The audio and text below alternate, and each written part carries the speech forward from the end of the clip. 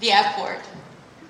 Even as I prepare to say it, my voice shakes, and I can feel my tongue pushing it back down into the depths of my core. For a very long time, I've been ridiculed whenever I dared say this word, to the point where I felt this hot shame whenever I came upon it in a text or online, or heard it spilling from the mouth of a passerby. But not anymore, because today I am proud to use it, and to ask all of you to use it with me.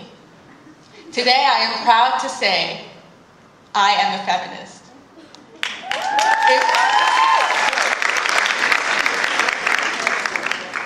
It feels a bit like I'm coming out of the closet or admitting to something deeply unconventional. And this is because being a feminist comes with a heavy cloud of stigma. Feminists are painted with a broad brush as being angry, man-hating radicals. But I'm not angry. I do not hate men, nor do I dislike them at all. And my most radical beliefs are that women should have equal opportunities to men, that they should have autonomy over their own body, and that they should not be victims of domestic violence or sexual harassment. I simply believe in fairness.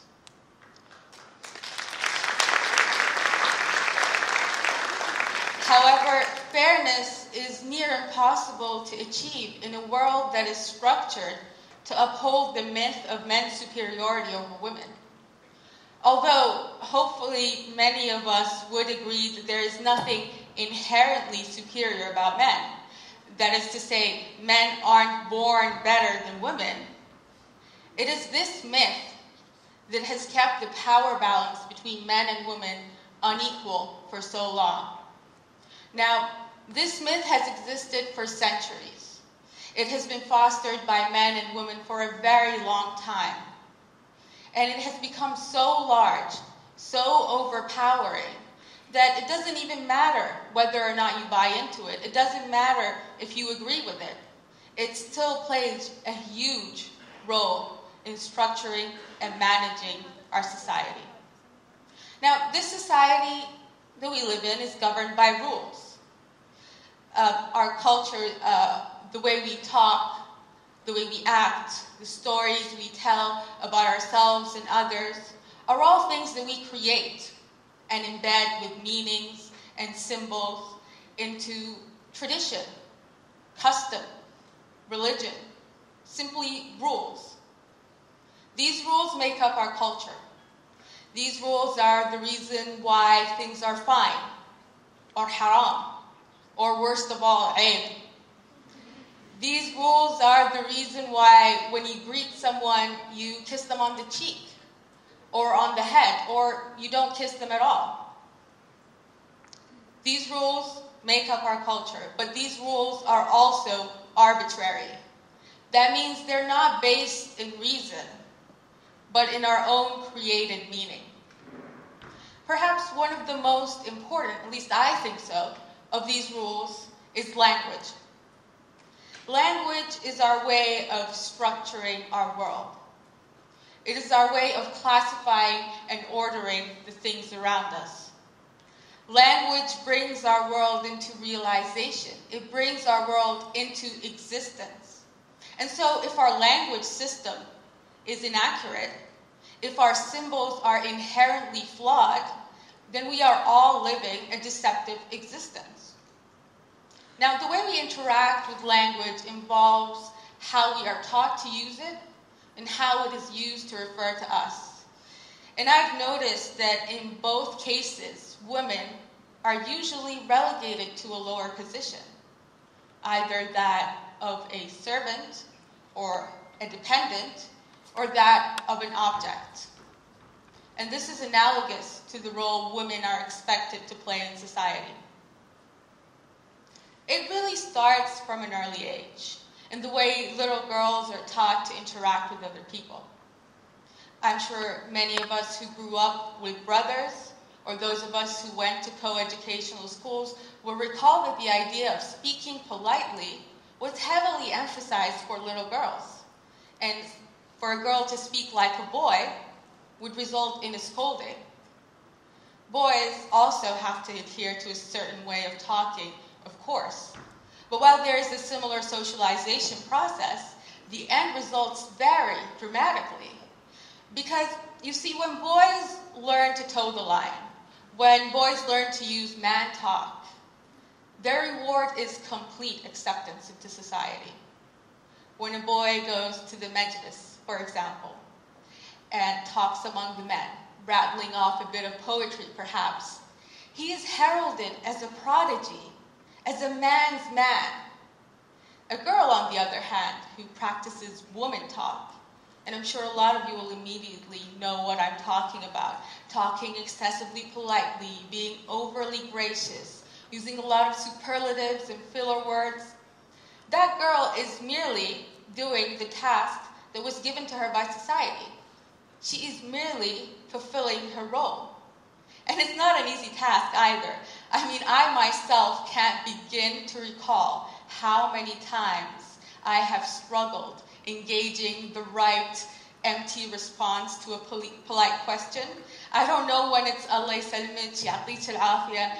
They're always different and they're always confusing. This role is very difficult to fulfill. But it's also a very denigrated role. It is a role that requires ennobling. It requires an embalmment of some sort of secondary honor. Because women are seen as a reflection in the eyes of others. The talk and the gossip that surrounds a woman shapes her more than her personal victories or achievements. Women's individualities are suppressed for the sake of a category. Women have to be mothers or wives or daughters first, or else they risk being labeled as selfish or uncaring. A woman can hardly ignore all this, say to hell with all that, throw up two fingers and say, I'm just going to do what I want, do something simply for her own pleasure. But men certainly can, and they usually do, with hardly any lasting backlash. Egocentricity in a man is encouraged, because a man with a strong personality is valued, but in a woman, it is a flaw. A man is a leader, but a woman is bossy. A man is assertive, but a woman is overbearing. When a man is told, or when anyone really is told, خليك رجال, or be a man, he is being told to step up to an elevated position. But when someone is told, كأنك بنت, or you're like a girl, they're being mocked, ridiculed, teased. Femininity, in general, is looked down upon. When it's present in a man, it is seen as an eccentricity at best, and an illness at worst. When it is present in a woman, it is seen as one of her many natural weaknesses. Now, perhaps one of the greatest ways for a woman to be ennobled is by association with a man.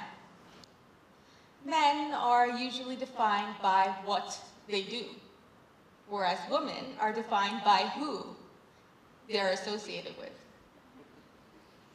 A great illustration to this is if we look at the connotations to the words anis, or spinster, and azab, or bachelor. Both words literally mean the same thing, right? They both literally mean unmarried. However, the word anis, the word spinster, comes with a particularly negative connotation. It is usually lobbed as an insult or uttered in a whisper under a veil. It carries the weight of marginalization, of uselessness. Women are seen as constantly decaying creatures. As time goes on, as their biological clock is ticking, their looks will fade, and so will any chance of getting a man. It's a common and ridiculous trope, but it exists in society. it's usually something that is perpetuated by women themselves, because any self-respecting gathering of older women will always tally up the number of unmarried girls in the family and proceed to ask, what is wrong with them? And how can we fix this? How can we fix this, right? Because they need to be fixed. Because a woman without a man is only a half-formed being. Now, society operates with the man as a standard, and women are therefore a deviation. As we are born into this system, we come to accept it as true and reproduce it as canon. However, it doesn't have to be that way. We don't have to give this system any more substance than it deserves. We should take a step back and look at how this order, this patriarchal mess that we've gotten ourselves into, disadvantages us all. We can build new rules for classifying the world. Rules that are based on the idea that women, or that people, are individual, whole entities, regardless of their gender. Now, it is a difficult task, I'll give you that. It is a massive task. Men shy away from declaring themselves as feminists because they believe it to be a woman's issue. But it is not. Feminism is not about women alone. The core aim, or one of the core aims of feminism, is to dislodge the idea that genders have inherent or natural attributes. The idea that men, for example, can't stay at home and take care of their kids. The idea that men can't work in what society calls womanly fields, things like design or art. And how many times have you had to hold back your tears or emotions because crying is supposed to be unmanly? The approach that feminism takes can empower men as well. One of the worst things, and I've encountered this way too many times, is that a lot of women will scoff at what I'm saying, nudge and whisper about it. They will say that men and women are different because we must be different. They will say that I am insulting women by saying that things should change for us, that we need a greater voice. Women are treated like queens, I have been told. Well, yeah, some women are treated like queens, but that is only because someone made a conscious decision to treat them as queens. What if that someone suddenly decides to stop? Women are not objects to be treated a certain way based on a judgment of their gender. Women are individuals with the capacity to become queens, if they so wish. And honestly, it's a bit silly that we still have to repeat this, but we can make our own decisions. I want women to start having the social autonomy to make their own choices. I want women to start being able to dictate their own lives. When society is adamant at packing us all into tight boxes, stripping us of our individualities, and suffocating our voices with empty encouragement, fragile masks, and the hovering threat of social exclusion, our only response should be to revolt. Speak up for yourself and for the person sitting next to you. Expose these hypocrisies. The theme of the talks today is revolution. And while feminism seems to be so common sense on paper, it is an ongoing revolution. A revolution that we need to internalize because it is a revolution that we deserve. And that is why I use the F word. Thank you.